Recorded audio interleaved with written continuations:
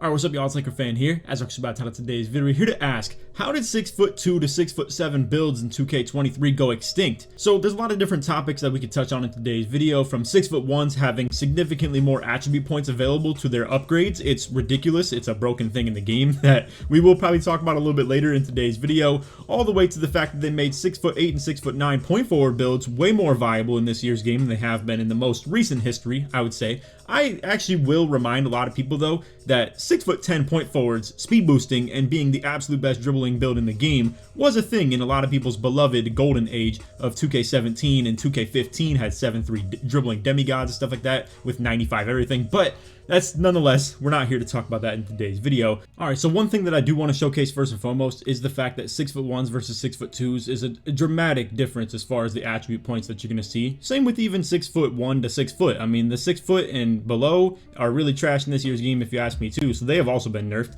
And that's another thing that to maybe even talk about is the fact that in last year's game, 2K22, you can make a viable build all the way down to 5'7" because of Mismatch Expert. It was a real crazy badge as far as dropping contests on your shots and stuff like that on taller players. And the shorter you went, the more variety of different locks you would be able to just get the dropped contest on. I mean, you could go all the way to like a 6'5" lock would get like crazy Mismatch Experted just off the fact that you're 5'7". But anyway, what I wanted to showcase first and foremost of the whole 6'1" debate is I wanted to show elite acceleration style. So obviously one level of acceleration goes a long way. I mean, as you're going to see, going from 95 excel all the way up to 96 is going to be a huge difference, and it would cost you like significant amount of like, you know, close shot. I mean, that's all the way from like 78 all the way down to 52 pretty much, all for again the exact same rate of one acceleration, and besides that maybe a little bit of free throw to fill in. So these ticks right here of like 90 to 96 acceleration are massive as far as your upgrades go. So I want to remind you guys of that before we show you what a 6'2" is going to look like,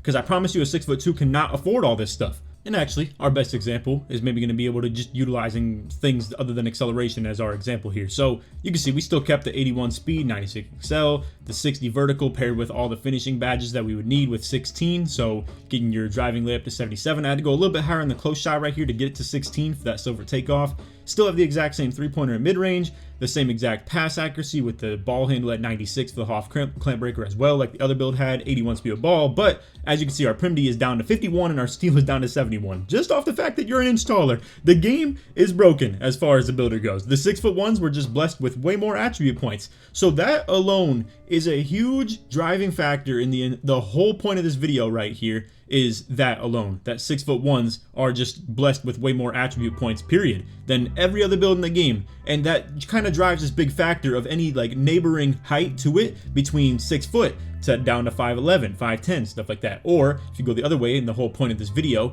6'2" to 6'3", 6'4", even 6'5" really gets affected by this stuff if you ask me. And there's no real massive point to making a taller point guard unless you go way taller into the point where you are now 6'8" and 6'9", and your badge tiering changes. So now let's segue into that little topic where, as you can see, we have things like Limitless Takeoff, Poster, and Slithery, all tier 3 on these 6'1", 6'2", all the way up to 6'8" builds, and actually for that matter, even 6'8" still get these garbage finishing badge tierings. Now for the defense, it's a little bit different. You obviously are still stuck with things like Glove, Interceptor, Clamps, and Challenger on 6'7" and below builds for defense. So it makes it way harder to build a defensive build, and one that can actually hang on the perimeter, because of the fact that you're going to only be able to run 2 of these, period. Like all you're going to be able to run is Challenger and Clamps, and you even still have to get these 17 to 16 defensive badges to be able to even core one and then run the other as well. Now one pro you could argue of the smaller guards just in general, because obviously we're here to talk about in more of the video, is to actually compare 6'2" to 6'7" ball handler builds to the 6'8" and 6'9s, but also still that whole topic that we just talked about where 6'1s are just better, period. But with the small guards, the one nice thing is the fact that Unpluckable will drop from tier 3 to tier 2. However, you can make a counterpoint to that Agent 3 on 6'9" and 6'8" builds is a tier 2. So it's kind of a give and take in that aspect, and it's just tougher, man. I mean, these small builds, it's so hard to utilize them unless you have elite acceleration and elite ball handling.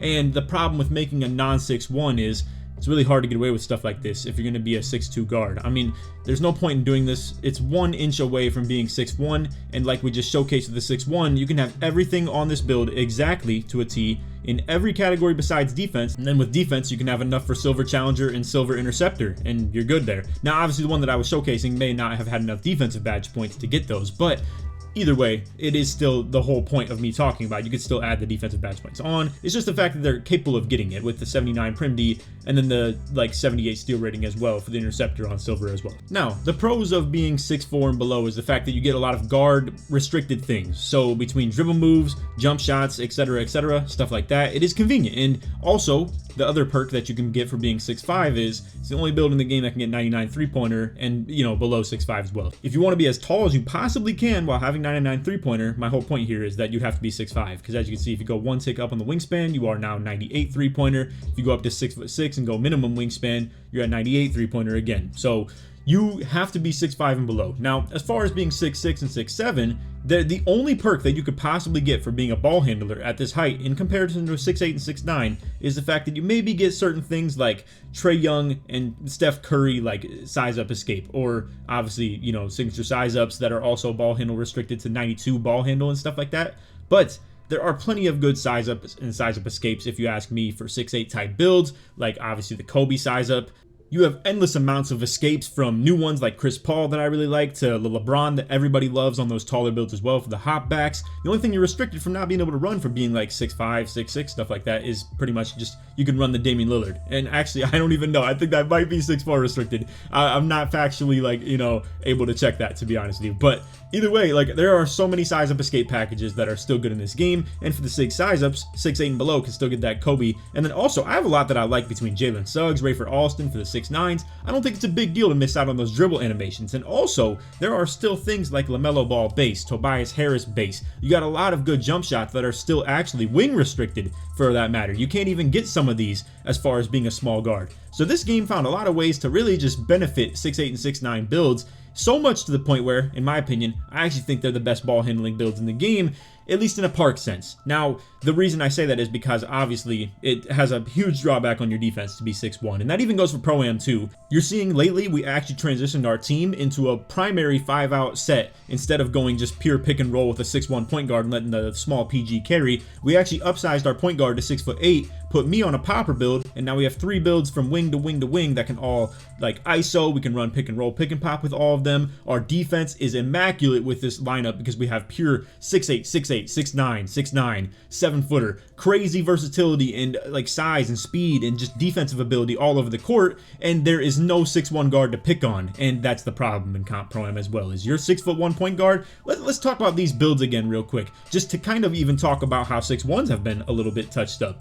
You have to be really elite on offense in a defensive heavy game to even make this justified to be on the court with this. But even that being the case, and the fact that I still actually believe 6'1s are a little bit tougher to run than some people give them credit for, and they don't even actually produce as elite as some people would really like to, if we're just speaking the truth, the even more unfortunate truth to that is nobody, and I mean absolutely nobody, comes out here and runs point guard on a 6'2", 6'3", 6'4", 6'5", anything like that. There are very few. I've seen Sid. He's one of the guys that actually runs a 6'2" point guard. It may just be because that's his style. I think maybe because he wants his dunk a tad bit higher. That is the one thing you can justify it for, because obviously, as you can see, to get 92 something 3-pointer, you could still have pretty elite on your ability on your dunking. It's not enough for posterizer or elite contact dunks or anything like that, though. If you wanted to keep your 92 3-pointer, if you go up to 89 3, you can obviously get gold poster and stuff like that.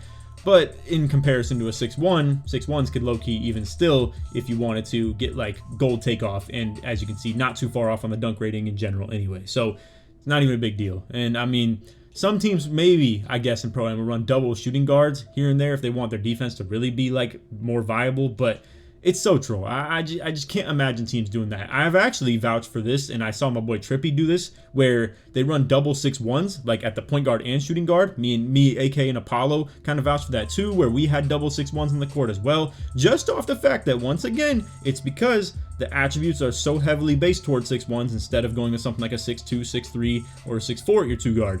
That's just the truth, and I'm sure a lot of you guys, if you've loaded up Rec Center, if you've loaded up Park this year, I think you would agree, and maybe you're someone that is watching this and you're like, I love 6'2s, I love 6'3s, I love 6'4, 5, 6, 7, stuff like that. I play on it on my point forward all the time, 6'7" point forward, this, that, and the other, right? But if you take the general consensus and you ever think about how many matchups you've checked in Rec Center or Park or anything like that, I promise you the absolute minority in this game, as far as like the by far least builds you're ever going to see as far as the heights, are going to be in this range, 6'2 all the way up to 6'7. The only thing that you can vouch for 6'6 and 6'7 builds for is as a pure lockdown defender, and that's just off the fact that, as you can see, it's heavily biased toward their perimeter defense and steal ratings, and obviously the speed as well. Same goes for 6'7s at, you know, max speed, like minimum weight, stuff like that. You're able to get to 87 speed with this at 6'7. That's a really nice speed to reach.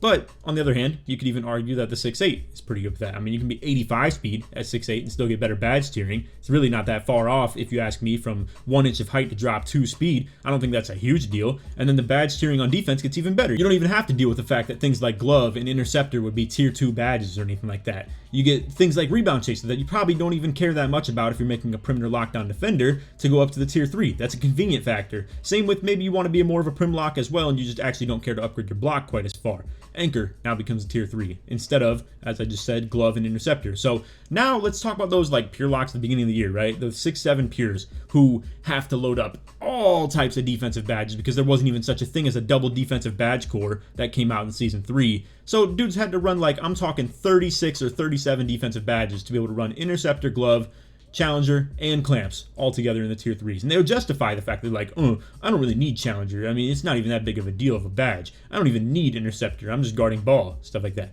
It's really inconvenient. It's so tough that people just didn't make that change to 6'8s, if I'm being completely honest. So that is our talk and debate on this whole height and what builds were extinct in this year's game. It's unfortunate. I wish I had more say in it. I wish like 2K maybe wanted to bring some people out and figure out ways to balance certain heights and builds, because I truly do believe the best 2Ks possible are ones where all types of builds from 5'7 all the way up to 7'3 have at least some reason for making the build. In this year's game, there's a huge gap in this area, if you ask me, from at least 6'2 to 6'5 for no reason to make the build, and then from 6'6 and 6'7, no reason to make it a ball handler either. And it's weird because there would be some games maybe, like I think I would justify this for 2K21 current gen. I know, to my knowledge, 6'5" like yellow and green pie charts were really good, and anything below that was also still really good. But if you went 6'6 and above, that's the thresholds that your ball handle, your speed, your acceleration, obviously speed with ball, really take a huge hit and start to get really bad, and also your 3-point ratings start to get kind of capped out at a lower rating that isn't even hittable in that game. So in that game, I really truly do believe you couldn't even be a ball handler 6'6 and above. It's why dudes like Nut, my boy, who just kind of stopped playing the game after that. Also, like people that really wanted to be point forwards, like me in the past as well. While I didn't do it with shooting, I ended up making a 6'7 pure lock in that game because I could not dribble the ball if you were 6'9 or something like that. 6'9s were like pure locks and stuff like that, or even poppers and bigs in that game. So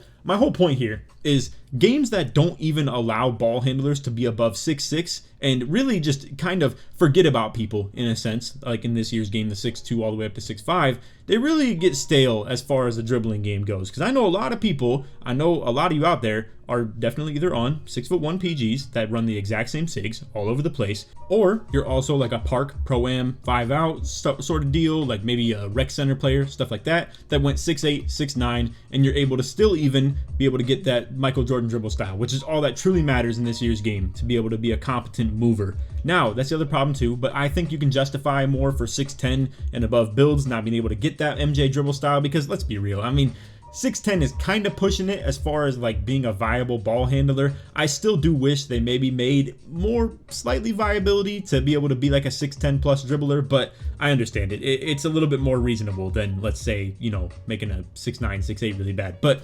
anyway, my whole point is the 6'9s, 6'8s, they still get quick first step Hall of Fame. I mean, you could still make a 6'8, get an 89 ball handle and 75 speed of ball. Boom, there you go. MJ dribble style, Hoff quick first step. You got Kobe signature size up. You got like all types of stuff that you would need for every bit of dribble move. And then you still have good jump shots as well. And then your badge tiering is better than everybody. And then if you really want to go crazy on badge tiering, you got 6'9s that still get gold quick first step in MJ dribble style with good SIGs and good jumpers as well, even still. And I mean, we didn't even showcase the 6'9 6-9 badge tiering. I know this is a well we've been like, you know, going to for over and over again on videos, and I don't want to run this one dry too much, but as you can see, like takeoff, slithery, and poster, you can get all this stuff tier 1, tier 2, and then obviously a tier 3 that doesn't change until you get to around 611, I believe, and then it becomes a tier 2 as well. But then you got things like the shooting. We got Agent 3 down to the tier 2, and things like catch and shoot that we don't care about if you're banking a point guard. I mean, it's a completely like non-reasonable badge to run in the first place, and then boom, it just gets shoved over to the tier 3 where that's perfectly fine. And then for that matter too, I know we can't really justify this one too much for the 6-9s because obviously Unpluckable gets moved up to a tier 3, and comparing that to a smaller guard, obviously Unpluckable was tier 2, so we can't really use that example. However, Hyperdrive does move down from a tier 2 to a tier 1, so it's at least a couple badge points back off that. But defense, man, look at defense. Like, this is ridiculous. This is why I actually made a lot of 6-9 builds in this year's game, because you're able to run so many versatile styles of defensive badges. And to be real with you, guys, I did not hop on the 6-9 bandwagon at all. I've been on this stuff since like week 1 of the game. It's the style of builds that I truly love to play on. It's just the fact that it's the height itself will always be in 2K a versatile defender that if you have the stick skill on perimeter and interior aspects of the game for defense, you're gonna be able to do it at a perfect rate anyway. I mean, that's how it's been for years and years and years, and that's how it's always gonna be. Because obviously the only shortcomings of these types of builds are the fact that if you're a little bit bad on perimeter defense, your non-elite ratings like 90 steal, which is still good, and the 88 primity, which is still good in my opinion too, but mediocre badges like silver clamps, quote unquote, and you know, gold challenger, they act like it's such a big deal. It's still good stuff, man. I truly do believe it's like crazy. This one I didn't max out in the perfect way, so I'm just kind of upgrading to show you guys the colors of the badges here and there, but it could get 90 steal as well, obviously, if I just max out the wingspan. Same with like, you can get Hoff anchor, gold anchor as well on these types of builds too. So this is why the 6-9s are so broken, man. I mean, look at this stuff. You get things like glove, tier 1. This can get silver if you end up giving it the right steal rating. You can get challenger on gold. You can get interceptor on gold. You can get clamps on silver. All this stuff is still very, very viable if you ask me, and it's significantly cheaper than a 6'7" that's only 2 inches away on the height. And mind you, again, these 6'7s get tier 3 challenger, clamps, interceptor, and glove. So all of those badges, you'd have to at least get 10 points spent in the tier 1 and tier 2, then even spend points up to 7 for gold and 8 for Hall of Fame, and multiply that by 4. It's a ridiculous amount of defensive badges that you're not going to be able to achieve. And that's what makes even 6'7s unfortunate to try and run as a pure lock, if you ask me. You don't have any versatility at all. You can't even afford to run things like anchor or rebound chaser or a pogo stick. You're already too short to even do it anyway. So I know this whole video wasn't really meant to be talking about like defensive aspects. We're talking about ball handlers and three-point shooters and dunkers and stuff like that. But obviously, being a two-way build still plays a pretty big factor in this game that is very defensive heavy. So when you're a complete liability on defense like 6'1", 6'2", 6'3", 6'4", 6'5 guards are, it becomes a problem. So anyway, that is all for the video. I hope you all enjoyed. If you did, for to drop a like, sub if you're new to noties, all good stuff, and like always, try to 2,000 likes. If you made it to the end of the video, put guard in the comments, short approach my way through. And feel free to leave some feedback on this one too. I know I was a little bit more negative in this video, but it's truly because I do feel a little bit of hurt for like a lot of the people out there that maybe loved 2K in the past, where they're somewhere between 6'2" and all the way up to like 6'6" as a dribbler, or even 6'7" as a dribbler, and that's their thing year in and year out, and they maybe stuck it out and thugged it out this year, but man, it has to suck. Like, really, if you're a 6'2" to 6'3" style player, like year in and year out, over and over again, like I am with the 6'9s, that's just what I make. Like, you guys know back to 2K20 with the finisher. It's just a height that I've loved for a long time. I've loved the undersized bigs, period, like all the way back to 17 with like a 6'11 athletic, or 7 foot athletic, I should say. That's in a year where like 7'3" pure glass cleaners was a thing. And then same with like even into the next 2 years, I still had 6'11 rebounding athletics as well. And just like, period. I just have always had undersized bigs. So I stick on my train that I never get off of. And I'm sure a lot of you guys have stuck on that train too that I'm talking about in this video, 6'6" all the way up to like 6'7" dribblers. And it's unfortunate, man. There's not much you can do about it other than just adapt to other builds that you generally wouldn't use. But that is life of being an avid 2K player. You're gonna have to adjust year in and year out to different builders and stuff like that, whether it's different build systems, whether it's different heights, maybe in certain metas that you have to at least catch on to if you want to play competitively, or obviously to maybe just, you know, keep up with the trends and realize that tall bigs may be nerfed in a game, maybe undersized bigs will be nerfed in a game, maybe super tall guards just aren't even viable like I just talked about with 2K21 current gen, or maybe you have to be a super small guard like 2K22 next gen, and it's just tough. It is what it is. But I wanted to really highlight this factor of the game that has been truly forgotten about, if you ask me, and is extinct in this year's game, is the 6'2s to 6'6", 7s and stuff like that. But anyway, that's all. Hope y'all enjoyed. And on that, take it easy, man. Peace.